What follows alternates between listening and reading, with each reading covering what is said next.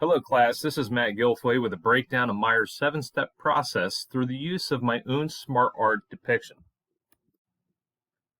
I think it's important to retain all 7 steps of the process, as it makes this chart applicable to a multitude of ethical decision-making processes. We begin with identifying that there is an issue where a decision must be made. In step 1, I will identify facts and understand what is fact and not biases. Then I transition to determining the type of conflict. In cases of distress and ignorance, I will seek advice from those with experience and varied backgrounds to achieve a correct choice. But when faced with a dilemma, I'll understand that this is more of a classic conflict that violates one or more of the principles. In step 3, I'll identify who is impacted and what the role is between the professional and the client. In step 4, I determine what principles are at stake and how the professional roles relate to those principles.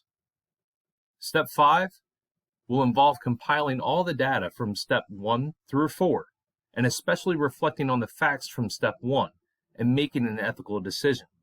While this sounds simple, this is the most involved part of the process. In step 6, I determine outcomes and consequences of the decision that was made. Once satisfied, I moved on to step 7 and follow through until conclusion.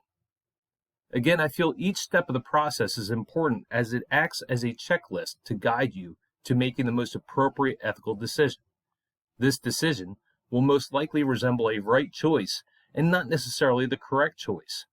I feel this depiction can be applied to all issues encountered and easily flows.